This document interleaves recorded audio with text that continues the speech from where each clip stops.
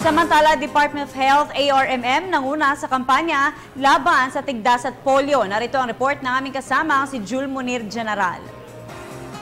Ang Department of Health ng Autonomous Region and Muslim Mindanao ay dineklara ng Department of Health Central Office bilang best performer sa buong kapuluan sa taong ito sa kampanya ng kagawaran sa anti-measles at anti-polio mass vaccination. Ang mga Provincial Health Office sa region ay nakapagtala ng 102% sa kampanya ng anti-measles at 101% naman sa anti-polio immunization campaign.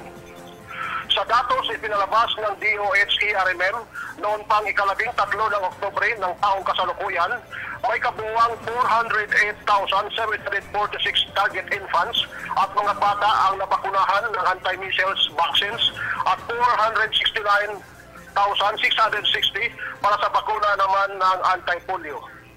Ayon kay Dr. Cadel Sinolinding, ang sekretary ng DOH-ARMM, na sa lahat ng mga probinsya na sasakupan ng ARMM, ang lalawigan ng Lanao del Sur ang nakakuha ng highest percentage performance kung saan ay 118% sa measles at rubella at 100% sa oral polio vaccination.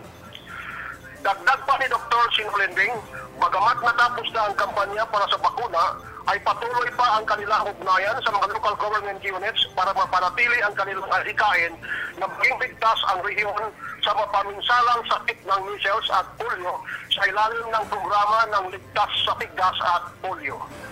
Para sigurado ay sa katuparan ang pagbabakuna, ayon pa sa ARMM Regional Health Secretary, pinuntahan ng kanilang mga health unit ang bawat kabahayan sa pagkipagtulungan na rin sa mga local government unit, non-government organizations, barangay officials at mga iba pang health stakeholders.